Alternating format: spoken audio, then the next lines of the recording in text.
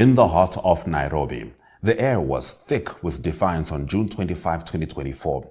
The sun blazed over Kenya's parliament, where thousands of young protesters dubbed Gen Z gathered in a vibrant, chaotic symphony of resistance. They carried Bluetooth speakers, water bottles, and Kenyan flags, their voices united against the finance bill, a proposed law that would impose heavy taxes on essentials, squeezing an already struggling populace. This was no ordinary protest. It was a generational awakening, a clash between a tech-savvy youth and a government led by President William Ruto, a man whose leadership would soon be cast in a grim light by the BBC Africa Eye documentary Blood Parliament. Here is the second take coverage of the protests. Now, in Kenya, a proposed finance bill ignited a wildfire of protests across Nairobi and other cities. The bill, which seemed to be written by someone who's never shopped for bread or owned a car, proposed tax hikes and levies that threatened to turn the country's cost of living crisis into a full-blown disaster. Leading the charge against this fiscal folly were Kenya's Generation Z, the fearless and smartphone-savvy youth who've had enough of the government's nonsense. Have a look.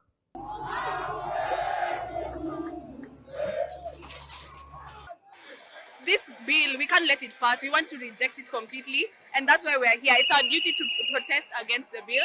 And so I urge all of you, reject the finance bill, know your rights, know what the finance bill is saying, educate yourselves, and reject this bill. Right now, we're not paying taxes, but we're fighting for our future. So we're young now, but that's what we need. We need young people to fight for our future rights, our future Kenya, and to just overthrow this silly government, man. We're tired. Yep. Social media, I'm telling you, Ogopa Gen Z. Ogopa Gen Z. Can you see these guys? Like, Ogopa Gen Z.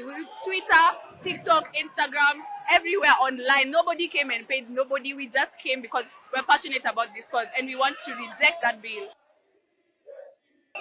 Kenyans are together. These streets are full. This is nothing compared to what we had on Tuesday. And I'm just proud to be a Gen Z, and I'm proud to be part of this revolution.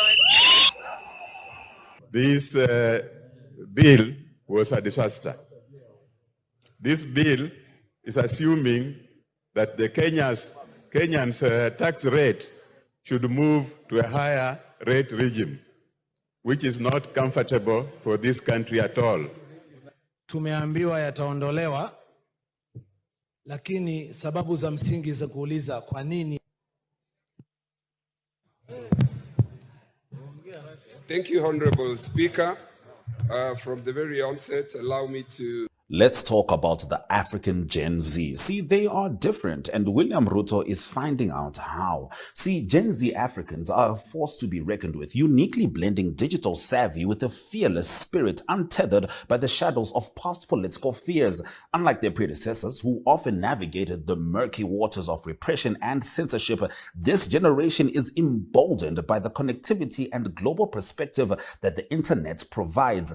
Politically astute and unrelenting, they sidestep the archaic traditions and norms, channeling their energy into innovative forms of activism and advocacy. Their upbringing in a comparatively freer environment has cultivated a boldness within them, empowering them to speak truth to power with a refreshing audacity. They are reshaping the political landscape with a blend of creativity, fearlessness, and a keen awareness of their unique potential to drive change.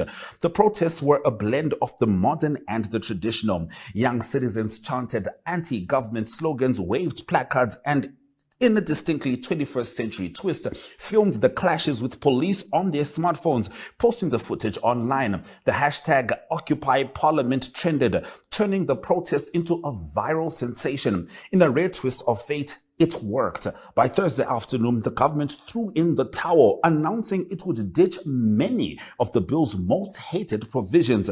Bread would remain untaxed, car owners could breathe a little easier, and mobile money transfer fees would stay the same.